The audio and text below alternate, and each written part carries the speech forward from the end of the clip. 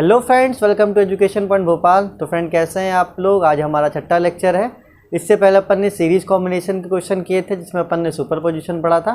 आज हमारा topic change होने वाला है फ्रेंड, और आज से क्वेश्चन का लेवल भी थोड़ा अलग होगा। क्वेश्चन का लेवल आप देखोगे धीरे धीरे बढ़ता चला जाएगा, तो आपको अपने प्रैक्टिस का लेवल भी बढ़ाना है। कंसेप्ट ही सब कुछ है, ये तो आपको खैर पता ही होगा स्टार्टिंग क्लास से ही कि अगर जो स्टार्टिंग से पढ़ रहा उन्हें कोई दिक्कत नहीं होगा। ठीक है, तो अगर आपको थोड़ा समय लगेगा तो समय देने की ज़रूरत है, और कंसेप्ट पे आपको ज़्यादा फोकस करना, और आज से क्वेश्चन का लेवल हमारा थोड़ा हाई हो जाएगा। चलिए तो आइए देखते हैं।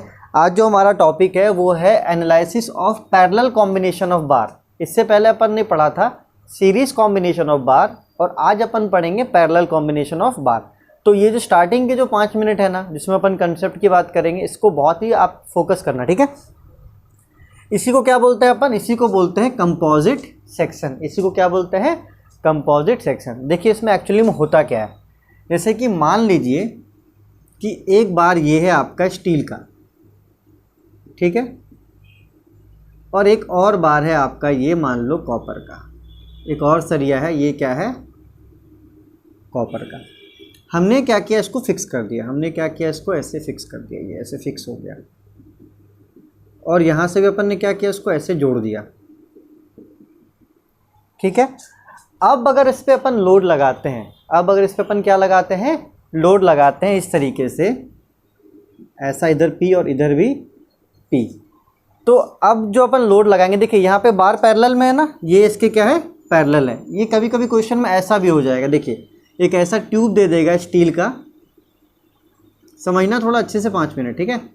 ये ऐसा आपका ये ट्यूब है स्टील का, ठीक। ये मान लो कि ये आपका क्या है, स्टील का ट्यूब है, ट्यूब।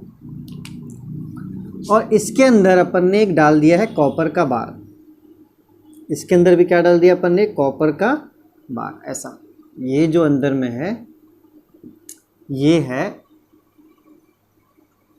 कॉपर का बार। और हमने क्या किया, इसको फिक्स कर दिया। हमने क्या किया, इसको फिक्स कर दिया। और अब अपन इस पे क्या लगा रहे हैं, लोड लगा रहे हैं। अब अपन इस पे क्या कर रहे हैं, लोड लगा रहे हैं। तो देखो ये भी पैरेलल कॉम्बिनेशन होगा और ये भी क्या होगा, पैरेलल कॉम्बिनेशन होगा।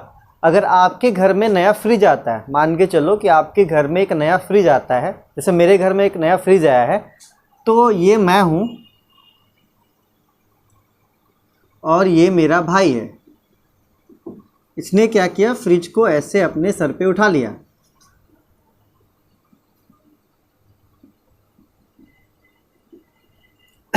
तो ये भी क्या बनेगा, एक ये भी एक क्या बन गया फ्रेंड, ये भी एक बन गया आपका कंपोजिट सेक्शन, मतलब कि पैरेलल कॉम्बिनेशन। क्योंकि देखो ये क्या एक तरह का लोड है, ये क्या एक तरह का लोड है। तो आप अगर किसी क्वेश्चन को स्टडी करते हैं और कुछ ऐसा सिचुएशन आता है कि लोड को उठाने वाला 2 या 2 से अधिक मेंबर है, लोड को उठाने वाला, तो आप कभी देखते हैं कि अगर आपने क्वेश्चन को पढ़ा और कुछ ऐसा सिचुएशन बन रहा है कि लोड को उठाने वाला 2 से या 2 से अधिक मेंबर है, और कुछ ऐसा सिचुएशन ये फॉर्म कर रहा है, तो इस सिचुएशन को क्या बोलेंगे अपन, कंपोजिट सेक्शन बोलते हैं। इसका एक सीधा सा एग्जांपल दूं, आपका जो टेबल होता है ना घर का, देखना 1 पहिया, 2 पाया, तीसरा पाया, चौथा पाया, आपके लोड को वो कैरी करता है। तो वो कौन सा सेक्शन है, वो है आपका कंपोजिट सेक्शन, क्योंकि आपके लोड को क्या किया उसने बांटा है। ठीक है फ्रेंड, चलिए तो आई होप आपको ये समझ में आया होगा। तो आप अगर क्वेश्चन को पढ़ते हैं और कुछ ऐसा सिचुएशन फॉर्म होता है, तो आपको हमेशा ध्यान देना है। आप इसको मैं ये मिटा रहा हूँ क्योंकि मुझे जगह चाहिए, ठीक है। तो आप एकदम याद रखना कि आप अगर ऐसा सिचुएशन में आ गए हो, तो इस सिचुएशन में 2 कंसेप्ट आपको हमेशा ध्यान देना है, ठीक है। पहला कंसेप्ट क्या है, पहला कंसेप्ट है कि जो स्ट्रेन होगा, जो क्या होगा, स्ट्रेन होगा, वो इन दोनों सेक्शन में वो हमेशा क्या होगा, इक्वल होगा। जो स्ट्रेन होगा दोनों ही सेक्शन में, कभी कभी 3 भी सेक्शन हो सकते हैं, तो जो स्ट्रेन होगा 2 या 2 से अधिक सेक्शन में, वो क्या होगा, हमेशा इक्वल होगा। तो आप यहाँ पे लिख सकते हैं strain in steel, strain in steel is equals to strain in copper. चलिए तो ये आपका पहला कंसेप्ट था कि जो स्ट्रेन डेवलप होगा दोनों ही सेक्शन में वो क्या होगा, इक्वल होगा। जो स्ट्रेन डेवलप होगा दोनों ही सेक्शन में वो क्या होगा, इक्वल होगा। अब आते हैं दूसरे कंसेप्ट की तरफ। चलिए तो देखिए दूसरा कंसेप्ट क्या है। अच्छा मान के चलो कि मैं अपने वाला एग्जांपल लेता हूँ, अच्छे से समझ में आएगा। जैसे कि ये मैं था और ये मेरा भाई था, इसने क्या किया, फ्रिज को उठाया। तो एक बात बोल सकता हूँ कि अगर ये फ्रिज का लोड P था, फ्रिज का लोड क्या था, P, तो कुछ लोड मैंने कैरी किया होगा, कुछ लोड मेरे भाई ने कैरी किया होगा। तो मान लो जो मैंने लोड कैरी किया था उसको मान लो PC, और जो मेरे भाई ने लोड को कैरी किया था उसको मान लो PS। तो क्या आप बोल सकते हो कि ये जो लोड है इन दोनों ने कैरी किया हुआ है, मतलब कि जो टोटल लोड P होगा वो PC बराबर PS होगा। इसका मतलब क्या है दोस्तों कि जो फ्रिज का लोड है वो मैंने और मेरे भाई ने लिया है। तो जो फ्रिज का लोड होगा वो जो मैंने लिया है और जो मेरे भाई ने लोड को कैरी किया, दोनों को जोड़ोगे तो वो क्या हो जाएगा, फ्रिज का लोड हो जाएगा। तो इससे आपको क्या समझ में आया, इससे आपको समझ में आया कि जो टोटल लोड होगा, ठीक है, वो क्या होगा, स्टील ने भी लिया है और कॉपर ने भी लिया। लेकिन आप ये ध्यान रखना कि कोई ज़रूरी नहीं है कि दोनों ही जो आपका सेक्शन है वो इक्वल लोड लेगा। स्टील का लोड अलग हो सकता है, कॉपर का लोड अलग हो सकता है। क्यों? क्योंकि दोनों का मटेरियल क्या है, अलग अलग है। तो आपको ये समझ में आ गया कि हाँ, अगर कंपोजिट सेक्शन में अगर कोई लोड लगता है तो वो दोनों ही कैरी करता है। अगर 2 सेक्शन है तो 2 कैरी करेगा और 3 सेक्शन है तो 3 सेक्शन कैरी करेगा। तो टोटल लोड क्या हो जाएगा, load in steel plus load in copper. ये आपका 2 कंसेप्ट है और इसी कंसेप्ट से आपको क्वेश्चन बनाना है, ये ध्यान रखना, ठीक है। और ये 2 कंसेप्ट आपका कंपोजिट सेक्शन में लगता है। चलो थोड़ा सा एक और रिकॉल में करवा देता हूँ आपको। रिकॉल में ये है कि आपने पढ़ा है स्ट्रेस क्या होता है आपका, लोड अपॉन एरिया। दूसरा स्ट्रेन क्या होता है, डेल एल अपॉन एल। और तीसरा इलास्टिसिटी क्या होता है, स्ट्रेस अपॉन स्ट्रेन। तो ये आपको मैंने थोड़ा सा रिकॉल करवा दिया और ये आप एकदम टिप पे रखेंगे, ठीक है, क्योंकि बहुत ही सिंपल तरीके से मैंने बताया ये फ्रिज वाला एग्जांपल लेके कि अगर इस पर कोई लोड लगता है तो मान लो स्टील का लोड है PS और कॉपर ने लोड लिया है PC, तो आप लिख सकते हो P = PS प्लस PC, ठीक है। आई होप समझ में आया होगा फ्रेंड। आप इसे नोट करो, फिर अपन क्वेश्चन पे आते हैं तो और अच्छे समझ में आ जाएगा। चलिए फ्रेंड देखिए, पहला क्वेश्चन आपके स्क्रीन पे आ चुका होगा, मैंने बोर्ड पे भी लिख दिया है। घबराना नहीं है, ऐसे ही क्वेश्चंस मिलेंगे। अब कुछ खतरनाक टाइप से लग रहा है ना, खतरनाक ही है, लेकिन आप इसे अच्छे से समझो, थोड़ा टाइम दो, आपको समझ में आएगा। अब देखो मेरे चेहरे पे खुशी है क्योंकि मुझे इसको पढ़ाने में बड़ा मज़ा आता है। तो आपके भी चेहरे अगर स्माइल है कि नहीं, आप पढ़ के मुझे आपको मज़ा आएगा तो फिर कोई बात नहीं। चलिए आइए क्वेश्चन को पढ़ते हैं। कह रहा है concrete column of cross sectional area, एक कंक्रीट कॉलम है जिसका क्रॉस सेक्शनल एरिया 350 × 350 मिलीमीटर है। अब आप बोलोगे सर ये कंक्रीट कॉलम क्या है, देखिए इसको अपन बोलते हैं RCC, रेनफोर्स कंक्रीट कॉलम। इसके बारे में थोड़ा सा आप पहले समझ लो। अपन जब घर बनाते हैं तो अपन क्या करते हैं दोस्तों, अपन घर बनाते हैं तो सबसे पहले एक ऐसा रॉड लेते हैं, है ना, ऐसा रॉड चारों तरफ निकालते हैं। घर बनते हो लगभग सबने देखा होगा कि एक ऐसा रॉड लेते हैं अपन चारों तरफ, 4 कोने में, ठीक है। इस सिचुएशन को थोड़ा समझ लो। अपन 4 कोने पे रॉड लेते हैं, इसको ऐसे बांध देते थे, है ना। उसके बाद क्या करते थे, उसके बाद अपन इसमें ऐसा लकड़ी से बांधकर इस पर सीमेंट डाल देते थे। इसको क्या डाल देते थे, सीमेंट डाल देते थे, जिसको अपन अपने आसान लैंग्वेज में क्या बोलते हैं, आसान लैंग्वेज में आप लोग क्या बोलते हो, बहुत लोग बहुत तरह की बातें बोलते हैं इसको कि हाँ भैया अपन क्या दे रहे हैं, कॉलम दे रहे हैं। ऐसा घर बनता है ना, तो अपन क्या बोलते हैं इसको, एक तरह से पिलर भी बोलते हैं, ठीक है। तो इसमें लगभग आप लोगों को सभी ने देखा होगा कि अपन क्या करते हैं, रॉड का सरिया देते हैं, ठीक है। उसके बाद सरिया को ऐसे बांध देते हैं और बांधने के बाद अपन उसमें क्या करते हैं फ्रेंड, अपन उसको लकड़ियों से घेर के उस पर सीमेंट डाल देते हैं, तो कुछ पिलर बन जाता है इस तरीके का, इस तरीके का कुछ पिलर बन जाता होगा। या आपको 4 रॉड इसमें अंदर रॉड रहते हैं ताकि ये क्या कर सके, ये सपोर्ट कर पाए। तो समझो कि क्वेश्चन का सिचुएशन यही है, समझो कि क्वेश्चन का सिचुएशन यही है। इसी को क्या बोलते हैं अपन, इसी को बोलते हैं कंक्रीट कॉलम। इसी को क्या बोलते हैं, इसी को बोलते हैं बच्चों कंक्रीट कॉलम, जिसका एरिया आपको दिया हुआ है कितना, 350 × 350। इसका मतलब ये है कि ये है लंबाई और ये है चौड़ाई। थोड़ा समय देना, एक बार में समझ में नहीं आता, मैं हमेशा से ये बात आपको बोलते आया हूँ। चलिए तो आप इसको ड्रॉ कर लेना, आपको समझ में आ गया होगा। इसे RCC भी बोलते हैं, रेनफोर्स सीमेंट कंक्रीट। चलिए, तो आप इसे लिख लो 1 मिनट, जल्दी से पॉज करके इसे बनाना चाहते हो तो बना लो, क्योंकि मैं मिटा रहा हूँ, मुझे जगह चाहिए।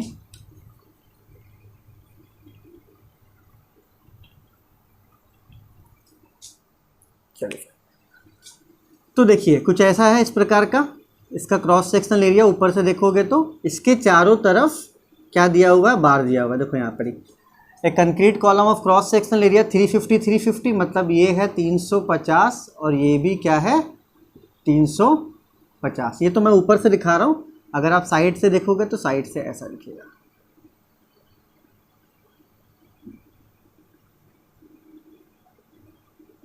ना ये अंदर में क्या है आपका, अंदर में आपका ये स्टील रॉड है। चलिए, तो यहाँ से अपन को क्या पता चला कि लंबाई कितनी है 350 मिलीमीटर और चौड़ाई भी कितनी है 350 मिलीमीटर। रेनफोर्स्ड, देखिए मैंने बोला था ना reinforced by 4 longitudinal 30 mm diameter round bar. मतलब ये जो बार है इसके अंदर का, ये जो सरिया है जिसको अपन सरिया बोलते हैं, इसका डायमीटर कितना है, diameter of steel bar, diameter of steel bar आपका दिया हुआ है कितना 30 mm। चलिए, तो आपका पिलर का डायमेंशन दिया हुआ 350 और इसके अंदर जो आपका ये सरिया है, मतलब जो रॉड है, उसकी डायमीटर कितनी दी हुई है 30 मिलीमीटर। घबराओ मत, आसान से करेंगे, थोड़ा समय लगता है इसमें, चाहे ऑनलाइन क्लास हो चाहे ऑफलाइन क्लास हो। चलिए आगे बढ़ते हैं। Round bar placed it each corner, ठीक है, हाँ ये बार्स को अपन क्या किया गया है बच्चों, इस बार को अपन ने ऐसे कॉर्नर पे प्लेस किया है।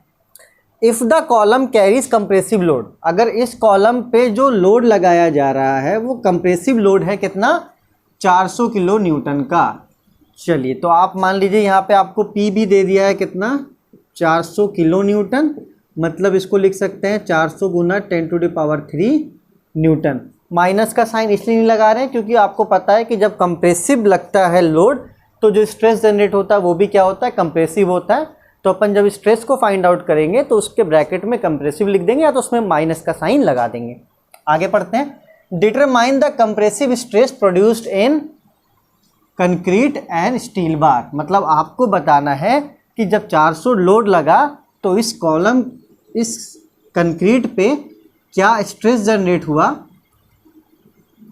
और इस जो बार है इस पे क्या स्ट्रेस जनरेट हुआ। ठीक है, चलिए, तो आप देखिए determine the compressive stress produced in concrete and steel bar. चलिए, तो आपको क्या निकालना है, आपको निकालना है सिग्मा सी। ये क्या है, ये है स्ट्रेस इन कंक्रीट, और निकालना है सिग्मा एस जो कि है स्ट्रेस इन स्टील बार। आगे पढ़ लेते हैं थोड़ा क्वेश्चन को। Assume that young modulus of elasticity of steel, मान के चलिए कि जो यंग मॉडुलस ऑफ इलास्टिसिटी, मतलब जो स्टील का इलास्टिसिटी है, इस 15 टाइम्स ऑफ कंक्रीट, मतलब जो इलास्टिसिटी स्टील के लिए है वो 15 गुना किससे है, कंक्रीट का। ठीक है, young modulus of elasticity of steel is 15 times that of concrete, मतलब जो स्टील का इलास्टिसिटी है वो 15 गुना किसका है, कंक्रीट का। जो स्टील का इलास्टिसिटी है वो 15 गुना है किसका, कंक्रीट का माय फ्रेंड। तो आप ES को डिनोट कर दो, यहाँ पे ES क्या है, इलास्टिसिटी ऑफ स्टील, और EC क्या है, इलास्टिसिटी ऑफ कंक्रीट। तो दोस्तों आई होप आपको समझ में आया होगा कि आपने जो पिलर खड़ा किया है घर के लिए, उस पर जो लोड लगने वाला है वो 400 किलो न्यूटन का है। तो आपको बताना है कि सीमेंट पे कितना लोड लगेगा, मतलब सीमेंट का बना हुआ हिस्सा, कंक्रीट पे कितना लोड लगेगा, और जो आपका स्टील का बार है, जो छड़ आपने दिया है, उसमें कितना स्ट्रेस जनरेट होगा। तो आई होप क्वेश्चन आपको क्रिस्टल क्लियर है, चीज़ें समझ में भी आई हैं। फिर से इस क्वेश्चन को स्टार्ट करो, मैं जो पढ़ रहा हूँ इसको 2-3 बार 4 बार देखो, फुल्ली सेटिस्फाइड हो जाओ कि जो ये क्वेश्चन बताना चाह रहा है, जो यहाँ पे मैंने समझाया है वो समझ में आ रहा है तो आगे बढ़ना, अदरवाइज़ आगे मत बढ़ना, समझ में नहीं आने वाला। तो वीडियो को अगर 2 से 3, 4 बार 5 बार देखो तभी क्लियर होगा। अगर क्लियर है तभी आगे बढ़ना। नोट करो, फिर मैं आगे की तरफ इसको प्रोसीड करवाता हूँ।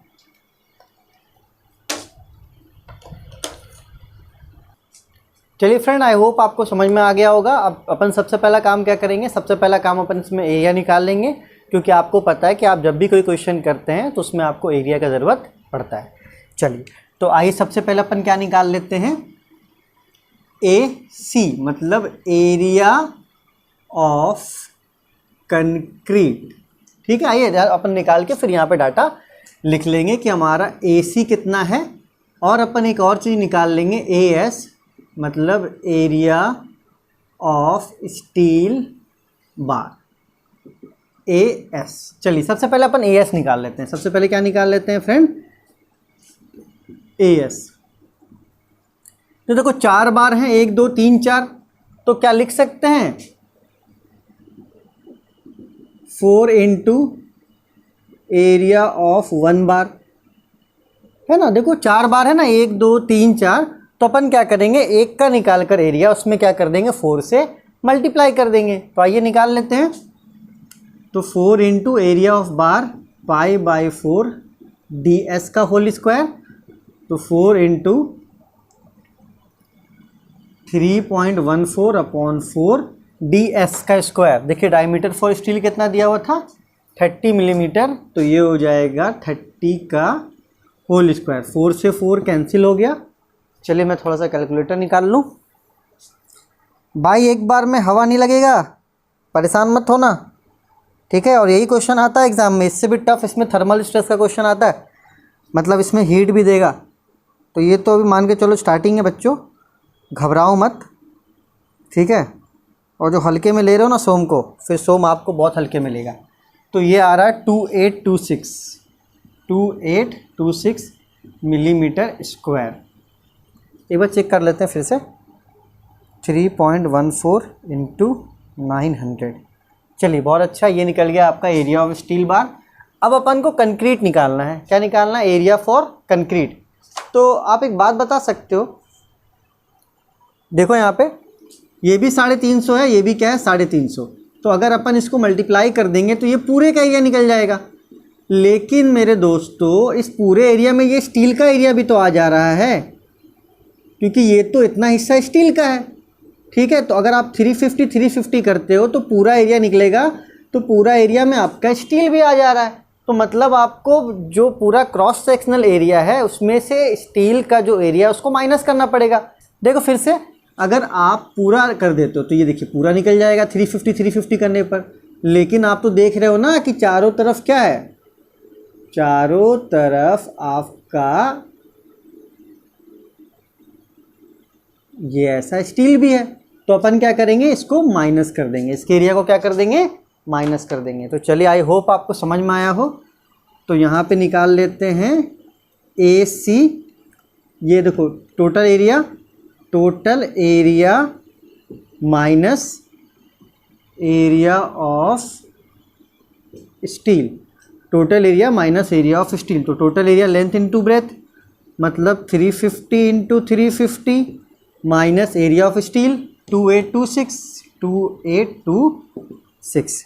चलिए तो अपन इसको कर देते हैं 350 इंटू 350, ये आ रहा है 122500 माइनस 2826, इतना को माइनस कर दो, 2826 को माइनस कर दो, तो ये आ रहा 119,674 मिलीमीटर स्क्वायर। तो ये आ गया आपका एरिया ऑफ कंक्रीट कितना, 119,674 मिलीमीटर स्क्वायर। और भाइयों एरिया ऑफ स्टील कितना आया था, 2826। इतना नोट करो, फिर आगे बढ़ते हैं। ठीक है फ्रेंड, अभी अपन ने कुछ नहीं किया, क्वेश्चन स्टार्ट ही हुआ है, सिर्फ और सिर्फ एरिया निकाला है। फिर से बोल रहा हूँ बच्चों, वीडियो को 2 से 3 बार देखना, नहीं तो घुसने वाला दिमाग में नहीं है, और जो ज़्यादा होशियार है फिर वो पता ही है मुझे। ठीक है, देखो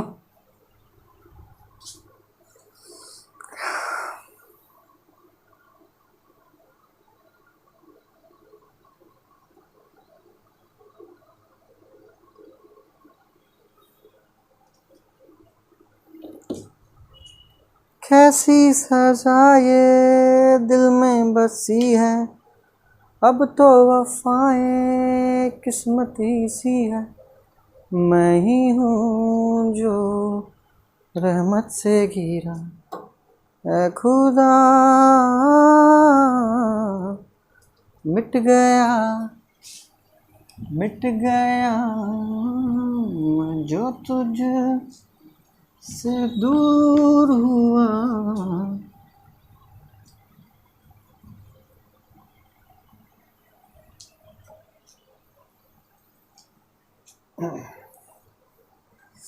चलिए फ्रेंड आगे बढ़ते हैं। तो अब हमारा कंसेप्ट जो मैंने आपको बताया था उसको अपन क्या करेंगे, यहाँ पे अप्लाई करेंगे आसानी से। चलिए देखते हैं।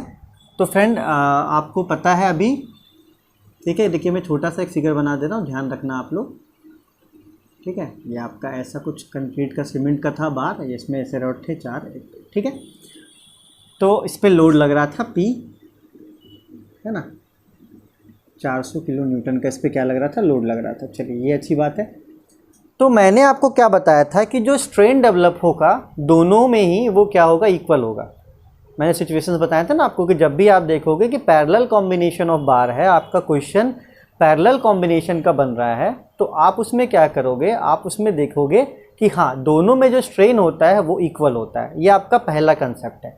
और इस कंसेप्ट से अपन क्या करेंगे, रिलेशन को फाइंड आउट करेंगे स्ट्रेस का। चलिए तो पहले कंसेप्ट पे आते हैं। हमारा कंसेप्ट ये कहता है कि strain in concrete is equals to strain in steel bar. ठीक है, ये हमेशा याद रखना कि पैरेलल में ये हमेशा क्या होता है, वैलिड होता है, मतलब कंपोजिट सेक्शन में हमेशा क्या होता है, वैलिड होता है। चलिए मैं आपको छोटा सा एक फॉर्मूला बता दूं। चलिए देखिए, फॉर्मूला आपने पढ़ा है कि जो इलास्टिसिटी होता है वो होता है स्ट्रेस अपॉन स्ट्रेन। आपने पढ़ा है elasticity is equals to stress upon strain. अगर आप इस स्ट्रेन को इधर भेज दो, इलास्टिसिटी को इधर भेज दो, तो ये इलास्टिसिटी क्या हो जाएगा, stress upon elasticity, sorry strain is equals to stress upon elasticity. ये फॉर्मूला निकल गया किसका, ये फॉर्मूला निकल गया स्ट्रेन का। ठीक है, क्योंकि आपको पता है कि इलास्टिसिटी होता है स्ट्रेस अपॉन स्ट्रेन, और स्ट्रेन यहाँ से क्या हो जाएगा, स्ट्रेस अपॉन इलास्टिसिटी। तो क्या मैं लिख सकता हूँ यहाँ पे strain in concrete sigma upon E. तो देखिए स्ट्रेस कंक्रीट में कितना था, सिग्मा सी, और कंक्रीट में इलास्टिसिटी कितना था, इलास्टिसिटी ई सी। देखिए आपने लिखा है ना, ई सी, इलास्टिसिटी ऑफ कंक्रीट। यहाँ भी स्ट्रेन का वही फॉर्मूला यूज़ होगा, स्ट्रेस अपॉन इलास्टिसिटी। तो स्ट्रेस अपॉन इलास्टिसिटी, तो आप देखिए यहाँ पे स्टील बार है तो ये सिग्मा एस, और ये हो जाएगा आपका elasticity and steel. I hope ये आपको समझ में आया होगा। देखिए बेसिक सी ये चीज़ निकल कर आई है ना। चलिए तो देखना वीडियो को 1-2 बार, यार मैं कितनी बार चीज़ों को रिपीट करूँ, वीडियो लंबा होगा इससे बस। चलिए आइए देखते हैं। आप यहाँ पे देखो एक रिलेशन दिया हुआ है कि E S is equals to क्या है, 15 ई सी। आपको यहाँ पे क्या दिया हुआ है, E S is equals to 15 E C. तो आप यहाँ पे पुट कर दो, आपको क्वेश्चन ने दिया है कि ई एस जो है वो 15 ई सी है, तो ई एस के जगह पे क्या लिख दो, 15 ई सी। चलिए तो sigma C E C is equals to sigma S. आज तो मज़ा आ गया होगा, इंजीनियरिंग का मज़ा तो इसे ही कहते हैं। चलो इलास्टिसिटी ई एस के जगह पे क्या लिख दिया, 15 ई सी। तो ई सी क्या हो गया, कैंसिल हो गया, ये 15 इधर चला जाएगा, तो यहाँ से एक निकलेगा एक सिग्मा, सॉरी ये इधर चला जाएगा, तो 15 sigma C is equals to sigma S. एक बार फिर से देख लो, ई एस के जगह पे लिखा 15 ई सी, तो ई एस के जगह पे 15 ई सी क्या हो गया, कैंसिल, 15 आ गया इधर, तो ये हो गया 15 sigma C is equals to sigma S. ये आपका इक्वेशन नंबर फर्स्ट, जो कि बहुत ही इंपॉर्टेंट है, आप इसे नोट करो। और मैं यहाँ पे लिख देता हूँ रिलेशन, कि आपको पता चला है कि जो सिग्मा एस है वो क्या है, 15 सिग्मा सी। ठीक है बच्चों, ये आपका एक यहाँ से क्या निकला, रिलेशन निकला कि सिग्मा एस जो स्ट्रेस का, जो स्टील का जो स्ट्रेस है वो 15 गुना है कंक्रीट का। ठीक है, थोड़ा बहुत ऊपर से जा रहा होगा, बहुत बच्चों को सब कुछ ऊपर से जा रहा होगा, जाता है यार, हमेशा जाता है। हम लोगों ने भी बहुत स्ट्रगल किया, हम लोग अपने चौड़ी सर से पढ़ते थे, बैठे हुए रहते थे, क्या चल रहा, हाँ ये, घर पे आके फिर बहुत दिमाग लगाने के बाद इवन कैलकुलेटर तक अपन यूज़ नहीं कर पाते थे उस समय। एक विवेक था हमारा दोस्त, वो सर क्वेश्चन बोलते थे और वो वहाँ पे सर ही कैलकुलेट करता था, तो सर कैलकुलेट करते थे तो विवेक बोलता था कि सर ने क्वेश्चन बोला, विवेक तुरंत बोल दिया 250। मतलब अपन अभी ऐसे कैलकुलेटर को देख रहे हैं कि हाँ उसका आंसर आ गया। हम बोलते थे यार ये क्या है भाई। एक दिन क्या हुआ, सर ने कुछ बोला, उसने तुरंत जवाब दिया, गलत जवाब दिया था। क्योंकि सर जब भी क्वेश्चन बनाते थे आंसर ही नहीं आता था, क्योंकि हमारे विवेक साहब गलत सलत कैलकुलेट कर देते थे। क्योंकि यार चलो वो भी अभी अच्छी जगह पे ही है, तो थोड़ा स्ट्रगल ज़रूरी है लाइफ में। ठीक है, मैं आपसे बातें इसलिए कर रहा हूँ, थोड़ा आपका मन बहल जाए, ताकि आप अभी टेंशन से निकल जाओ। चलिए, तो आप इसे नोट करो, फिर और भी अपन बातें करेंगे कभी। अभी फ़िलहाल क्वेश्चन बहुत ही ज़्यादा टफ है, लिखो। चलिए फ्रेंड, आगे बढ़ते हैं। देखिए, अभी तक कुछ भी नहीं था। पहला कंसेप्ट अपन लगा चुके थे कि स्ट्रेन इन कंक्रीट, वो स्ट्रेन इन आपका क्या होगा, स्टील के बराबर होगा। दूसरा मैंने क्या कंसेप्ट बताया था कि जो भी लोड उस पर लग रहा है वो दोनों ही कैरी करेगा। ऐसा तो नहीं कि जो लोड लग रहा है वो सिर्फ एक स्टील पे ही लगेगा, नहीं, वो दोनों ही क्या करेगा, कैरी करेगा। तो फिर से देखो, मैं बता दे रहा हूँ, फिर मैं इसे मिटा दूंगा। फिर से एक बार समझ लो, थोड़ा पहला क्वेश्चन है, समय लग रहा, लगने दो। ये आपका स्टील है, ठीक है। अगर इस पर कोई लोड लगता है तो यहाँ पे ये हो गया पीसी, मतलब लोड इन कंक्रीट, और इसका मान लो PS, मतलब कि लोड इन स्टील। तो मेरे बच्चों, जब भी अगर कोई लोड लगेगा तो वो दोनों ही कैरी करेगा ना। जैसे कि मैंने फ्रिज वाला एग्जांपल लिया था कि अगर फ्रिज मैं और मेरा भाई उठा रहे हैं तो मेरा लोड जो मैंने लिया है, जो मेरे भाई ने लिया, वो टोटल लोड के बराबर होगा। ठीक है, तो इस पर जो लोड लग रहा है, या तो घर का लोड हो चाहे किसी भी चीज़ का लोड है, तो वो आपका स्टील भी कैरी करेगा और वो आपका कंक्रीट भी कैरी करेगा। तो आप इसको नोट कर लेना। मतलब मैं ये कहना चाहता हूँ कि जो टोटल लोड होगा बच्चों, जो टोटल लोड होगा वो क्या होगा, लोड इन कंक्रीट, मतलब जो कंक्रीट लोड लेगा, प्लस लोड इन स्टील बार, मतलब जो स्टील बार लोड लेगा। तो क्या मैं लिख सकता हूँ, P = PC प्लस PS। ये लोड इन क्या है, कंक्रीट, और PS क्या है, लोड इन स्टील। ठीक है, मतलब लोड जो लग रहा है वो आपका स्टील भी लेगा और कंक्रीट भी लेगा। तो आप इसको बना लो। ठीक है, पॉज करके मैं इसको मिटा रहा हूँ। अब आगे बढ़ते हैं।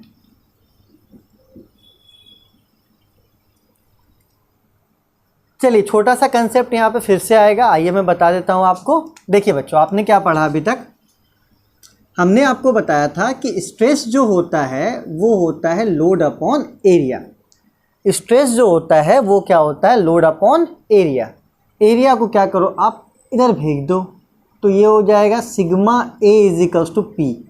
तो यहाँ से आपको एक और फॉर्मूला मिला कि जो P होता है वो क्या होता है, सिग्मा अपॉन A। ठीक है, क्योंकि stress = P upon A, A इधर गया तो देखो सिग्मा A = P। अगर ये क्वेश्चन मुझसे नहीं समझ में आ रहा तो फिर घंटे किसी समझ में नहीं आने वाला आपको। चलिए कोई बात नहीं। तो P कितना है हमारा, P है हमारा 400 × 10⁻³ PC को मैं लिखूंगा, देखो P को क्या लिख सकता हूँ, सिग्मा × A। तो सिग्मा × A, PS को भी क्या लिखूंगा, सिग्मा × A। तो देखो ये कंक्रीट के लिए है ना, तो सिग्मा C AC, और ये स्टील के लिए है तो sigma S AS। I hope आपको ये समझ में आया बच्चों। टोटल लोड, कंक्रीट का लोड और स्टील का लोड को जोड़ने पर टोटल लोड होगा। टोटल लोड की वैल्यू मैंने यहाँ लिख दी। मैंने यहाँ से आपको एक फॉर्मूला बताया कि PC = क्या हो जाएगा, सिग्मा C AC। देखो ठीक है, तो एक बार देख लेना वीडियो को, बार बार बोलूँगा तो वीडियो लंबा होगा। अब बस वैल्यू पुट करना, अब हमारा आंसर लगभग आने वाला है। तो चलिए देखते हैं। तो 400 × 10⁻³ सिग्मा C, चलिए सिग्मा C को सिग्मा C ही रहने दो। AC कितना है, AC है 119674 प्लस, चलिए आपको पता है ना सिग्मा S की वैल्यू, आपको पता है सिग्मा S की वैल्यू कितना है, 15 सिग्मा C। आपको पता है सिग्मा S की वैल्यू कितना है, तो सिग्मा S की जगह पे यहाँ पे चलो मैं लिख देता हूँ, put sigma S = 15 sigma C। तो सिग्मा S की जगह पे 15 सिग्मा C, और आपका AS कितना है, AS है आपका 2826। एक बार फिर से समझ लो, देखिए सिग्मा C है तो यहाँ पे सिग्मा C, AC की वैल्यू मैंने यहाँ लिख दी, सिग्मा S हो गया 15 सिग्मा C, और AS की वैल्यू हमने यहाँ लिख दिया। चलिए देखो दोनों में सिग्मा सी क्या है, कॉमन है, तो इसको बाहर निकाल लो। दोनों में क्या है, सिग्मा सी कॉमन है, इसको बाहर निकाल लो। इसको मैं लिख सकता हूँ 430, सिग्मा सी बाहर निकल गया, अंदर क्या बचा 119674 प्लस 15 और 2826। चलिए तो ये 30 इधर सिग्मा सी। आइए थोड़ा सा यहाँ पे मल्टीप्लाई कर लेते हैं और मल्टीप्लाई करके ऐड कर देते हैं, ठीक है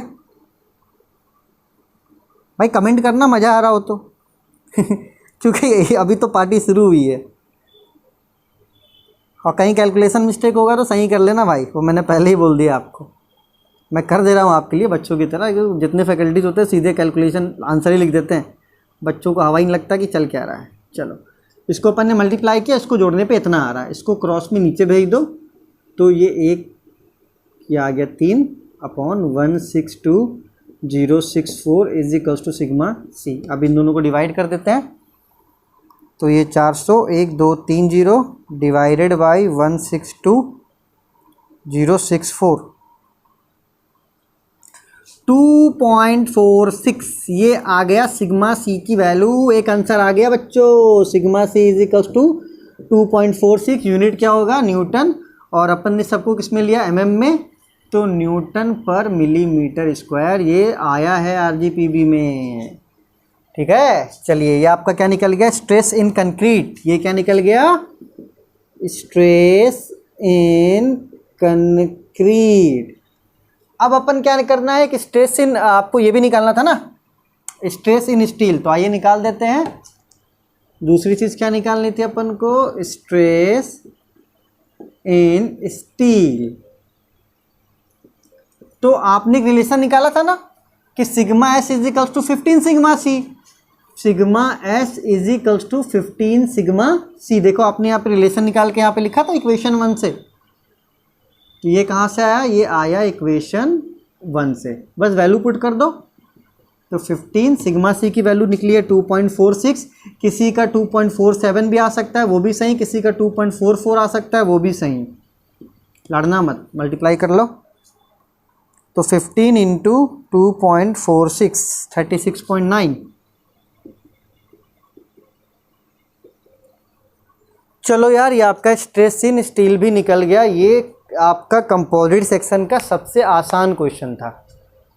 बोलोगे सर क्यों मजाक कर रहे हो, ये मैं सच बोल रहा हूँ, ये सबसे आसान क्वेश्चन था, ठीक है। अगर अब आरजीपीबी अगर और अच्छे से क्वेश्चन पूछेगा ना, तो वो लोड भी निकालने भूल देगा कि दोनों लोड कितना ले रहा है।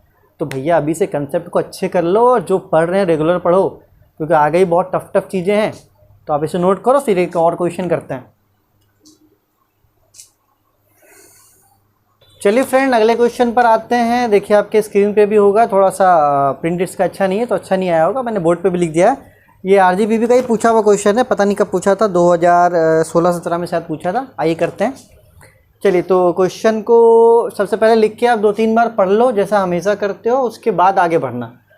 तो देखिए फ्रेंड, यहाँ पे क्वेश्चन क्या कह रहा है, रेनफोर्स कंक्रीट कॉलम। कभी कभी ये इतना ना लिख के सिर्फ आरसीसी लिख देगा, तो आप समझ जाना कि हाँ रेनफोर्स्ड कंक्रीट कॉलम की बात कर रहा है। 50 सेंटीमीटर इंटू 50 सेंटीमीटर। तो चलिए ये जो कॉलम है इस बार कितने का है, इस बार है ये 50 सेंटीमीटर, और ये भी क्या है आपका 15 सेंटीमीटर। तो क्या मैं लिख सकता हूँ लंबाई, देखो क्वेश्चन पढ़ते जाने का, डाटा निकालते जाने का। 50 सेंटीमीटर मतलब 500 मिलीमीटर, और जो ब्रेथ है वो भी 50 सेंटीमीटर है, तो ये भी हो गया 500 मिलीमीटर। आगे बढ़ते हैं। इस रेनफोर्स्ड, इसमें रेनफोर्स्ड मतलब कि डाला गया है, स्टील का बार डाला गया होगा। इस reinforced with 4 steel bar, 4 steel bar of 2.5 centimetre diameter, मतलब इसका जो डायमीटर है ये है 2.5 सेंटीमीटर का। चलिए तो ds यहाँ पे क्या है 2.5 सेंटीमीटर, मतलब कि 25 मिलीमीटर, ठीक है फ्रेंड। ये समझ में आ रहा है ना आप लोगों को, देख लो ऐसा ये स्टील बार है, ठीक है, ये आपका है ना आरसीसी है, इसके अंदर चारों कोनों में ऐसा, हाँ ऐसा बार लगा हुआ है, चलिए, तो आपको ये समझ में आ रहा होगा, इससे पहले तो मैंने बहुत अच्छे से बता दिया आपको। आगे बढ़ते हैं। The column is carrying a load of, इस पर जो लोड लग रहा है दोस्तों वो लग रहा है 2000 किलो न्यूटन का, है ना। चलिए, लोड जो लग रहा है वो लग रहा है 2000 किलो न्यूटन का। तो आप लिख दो P is equals to 2000 kilo newton, मतलब कि 2000 इंटू 10⁻³ न्यूटन। कन्वर्ट कर लिया अपन ने। Find the stress and load in concrete and steel. देखिए, लोड क्वेश्चन में जनरली नहीं था, लेकिन मैंने ऐड कर दिया क्योंकि मुझे पता है कि कभी कभी लोड के बारे में भी पूछ देता है, तो आपको लोड के बारे में भी जानना ज़रूरी है। निकल जाता है कुछ भी नहीं है। तो आपको निकालना है सिग्मा सी, मतलब कि स्ट्रेस इन कंक्रीट, ये आपको निकालना है। और आपको निकालना है सिग्मा एस, मतलब स्ट्रेस इन स्टील। और लोड भी निकालना है, मतलब आपको निकालना है पीसी, लोड इन कंक्रीट, ये भी आपको निकालना है। और आपको निकालना है लोड पीसी, मतलब लोड इन स्टील भी आपको निकालना है। और आपको दिया हुआ क्या है, आपको दिया हुआ ES, elasticity for steel 2.1 into 10⁵ newton per millimetre square. और sigma C, sorry, elasticity for C दिया हुआ है 0.14 into 10⁵ newton per millimetre square. तो फ्रेंड, अपन ने सिर्फ अभी तक क्या किया है, अभी तक सिर्फ क्वेश्चन पढ़ा है और उससे डाटा निकाल के क्या किया है फ्रेंड, कन्वर्ट किया है।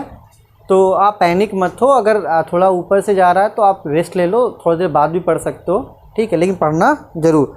चलिए, तो आप इसको लिख लो, फिर मैं अपन आगे की तरफ बढ़ते हैं। आई होप आप लोगों ने लिख लिया होगा। तो इससे पहले अपन ने क्या किया था फ्रेंड, सबसे पहले अपन ने एरिया निकाला था। क्या निकाला था, एरिया निकाला था। तो इस क्वेश्चन में भी अपन क्या करेंगे, सबसे पहले एरिया निकालेंगे, ठीक है। चलिए, तो आप सबसे पहले निकालिए स्टील का एरिया, ठीक है, AS निकालिए, मतलब एरिया ऑफ स्टील बार। तो ये निकलेगा 4 इंटू एरिया ऑफ 1 बार, क्योंकि 4 है ना, 1 2 3 4 कोनों में 4 लगा हुआ है, ठीक है। और डायमीटर दिया हुआ, तो ये हो जाएगा π/4 ds का होल स्क्वायर। तो 4 से 4 कट गया यहाँ पे, पाई की वैल्यू 3.14 और ds का होल स्क्वायर, ds यहाँ पे था 25 मिलीमीटर, तो ये 25 का होल स्क्वायर।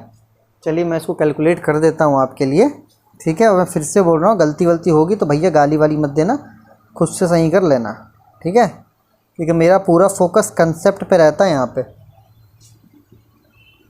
कंसेप्ट ही है जो क्वेश्चन को बना कर देगा। चलिए, तो आपने AS निकाल लिया यहाँ पे बहुत अच्छे से। AS क्या है, AS है एरिया ऑफ स्टील, जो कि है 1962.5 मिलीमीटर स्क्वायर।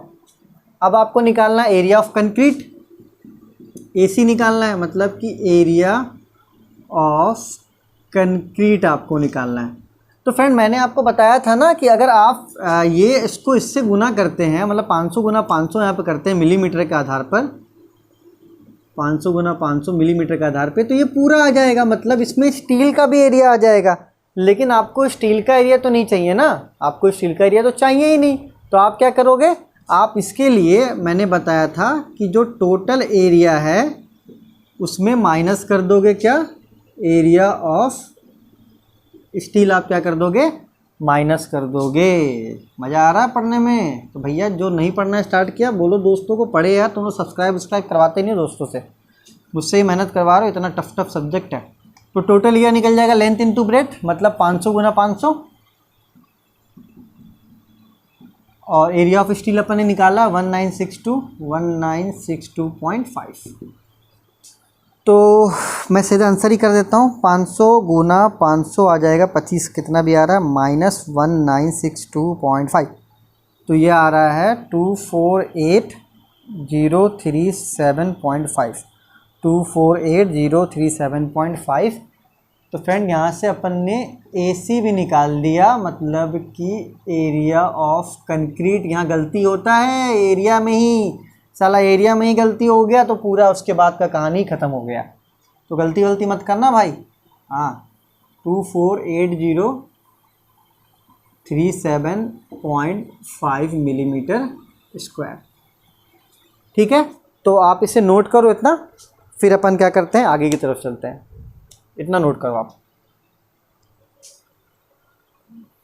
कितना मज़ा आता ना यार, लाइव क्लास होता तो। खैर लाइव क्लास पता नहीं कब होगा, सब्सक्राइबर बढ़ ही नहीं रहे अपने। चलो कोई बात नहीं। तो आपको इस सिचुएशन में पता था कि जो स्ट्रेन होता है वो दोनों में ही क्या होता है, इक्वल होता है।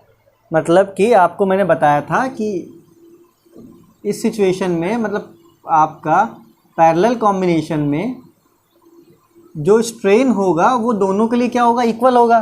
तो आप लिख सकते हो strain in concrete is equals to strain in steel. चलिए, मैंने आपको कंसेप्ट बताया था, फिर से एक बार रिपीट कर देता हूँ। आपको पता है कि इलास्टिसिटी क्या होता है, स्ट्रेस अपॉन स्ट्रेन होता है। आप क्या करो, स्ट्रेन को इधर भेज दो, इलास्टिसिटी को इधर भेज दो, तो स्ट्रेन का फॉर्मूला निकला यहाँ से स्ट्रेस अपॉन इलास्टिसिटी। यही फॉर्मूला यहाँ पे क्या होगा, यूज़ होगा। Strain is equals to stress upon elasticity, ये फॉर्मूला यहाँ पे यूज़ होगा माय फ्रेंड। चलिए, तो इसको लिख सकते हैं सिग्मा अपॉन ई, और यहाँ पे कंक्रीट है तो सिग्मा सी ई सी, और इसको लिख सकते हैं sigma S upon E S. ठीक है, strain is equals to stress upon elasticity. फिर से मैंने बता दिया ये कैसे आया। चलिए, तो आप अगर अच्छे से देखोगे मेरे बच्चों तो इलास्टिसिटी फॉर कंक्रीट आपको दिया हुआ है। इससे पहले रिलेशन दिया हुआ था, यहाँ पे वैल्यू दिया हुआ है। देखो कितना दिया हुआ है, 0.14 into 10⁵ is equals to sigma S upon elasticity for steel भी आपको दिया हुआ है 2.1 इंटू 10⁵। अपन ने क्या किया, वैल्यू पुट कर दिया। इलास्टिसिटी फॉर सी, ई सी की वैल्यू पुट कर दी, और ई एस की वैल्यू क्या कर दी, पुट कर दी। आप एक काम करो, इस वाले को क्रॉस में इधर भेज दो, तो ये sigma C into 2.1 into 10⁵ upon 0.14 into 10⁵ sigma S. 10⁵ ख़त्म हो गया बच्चों। बचा क्या, बचा 2.1 डिवाइडेड बाई 0.14, तो ये हो गया 15। तो यहाँ से एक रिलेशन निकल गया। ठीक है, इसको इक्वेशन नंबर 1 दे दो कि सिग्मा एस जो है वो 15 सिग्मा सी है। यहाँ पे इसको डाटा में ऐड कर लेना अपना कि जो सिग्मा एस है वो है 15 सिग्मा सी। ठीक है, तो ये देखिए मैंने कंसेप्ट के साथ बता दिया, एक दो बार देखना समझ में आ जाएगा। चलिए, तो आप इसको नोट करो, फिर अपन अगले कंसेप्ट की तरफ चलते हैं। चलिए अब अगले कंसेप्ट की तरफ चलते हैं। अगला कंसेप्ट क्या था फ्रेंड, अगला कंसेप्ट ये था कि जो टोटल लोड होगा वो स्टील और कंक्रीट क्या करेगा, शेयर करेगा। मतलब आप लिख सकते हो कि total load is equals to load in concrete plus load in steel, है ना। तो आप P इज इक्वल्स टू लिख सकते हो इसके लिए PC और इसके लिए PS। मैं फिर से वो कंसेप्ट आपको हल्का सा रिवाइंड करवा दूं, इससे पहले क्वेश्चन में जो करवाया था। देखिए, आप सभी को पता है कि स्ट्रेस क्या होता है, लोड अपॉन एरिया होता है। एरिया को इधर भेज दो तो sigma A is equals to P। तो यहाँ से P का नया फॉर्मूला निकला सिग्मा A। यहाँ पे मत लगा देना क्योंकि यहाँ पे P की वैल्यू दी हुई है कितनी, यहाँ पे P की वैल्यू दी हुई है। यहाँ पे फॉर्मूला ये मत लगा देना, लगेगा यहाँ भी लेकिन मत लगाना क्योंकि इसकी वैल्यू अपन को दिया होगा। तो इसकी वैल्यू रखें 2000 इंटू 10⁻3 और यहाँ पे लगा दो फॉर्मूला P का होता है सिग्मा इंटू A। तो सिग्मा इंटू A और इसके लिए भी सिग्मा इंटू A। कंक्रीट का है इसलिए सिग्मा CAC, स्टील के लिए है इसलिए सिग्मा SAS। तो भैया कैसा मज़ा आ रहा है सोमम पढ़ने में, कमेंट करना भैया, ठीक है। चलिए, तो अब यहाँ वैल्यू भी पुट करेंगे। तो आपको यहाँ पे एक वैल्यू पुट करना पड़ेगा। सिग्मा S आपको पता है 15 सिग्मा C है। सिग्मा S आपको यहाँ पे पता है कितना है, 15 सिग्मा C। जब यहाँ पे वैल्यू पुट करेंगे वो तो हमारा आंसर आसानी से निकल जाएगा। बस यहीं तक तो था और कुछ है थोड़ी ना। तो ये कुछ हो जाएगा 2000 1230 सिग्मा C ही रहने दो। हाँ AC आपका कितना है, area for concrete 248,037.5 plus sigma S की जगह पे क्या लिखेंगे 15 सिग्मा C मल्टीप्लाई AS कितना है, AS है 1962.5 1962.5। देखो दोनों में सिग्मा C है ना, कॉमन निकाल लो, 3 15 0 ये दोनों में सिग्मा C है तो सिग्मा C क्या करो कॉमन निकाल लो। तो यहाँ बचा 248,037.5 और इन दोनों को मल्टीप्लाई कर दो 15 इंटू 1962.5। ठीक है, अब बस कैलकुलेट ही तो करना, मुझे पता आप लोग मास्टर्स हो, कर लोगे नहीं करोगे, अरे लाइव क्लास होता बड़ा मज़ा आता है यार मुझे। ये मल्टीप्लाई हो चुका है, ठीक है, फिर से एक बार कर लेता हूँ अगर गलती ना हो। 15 इंटू 1962, फिर से बोल रहा हूँ भैया गलती वलती हुई कैलकुलेशन ना माफ़ कर देना। हाँ कैलकुलेशन तुम लोग अच्छा करते हो मुझसे।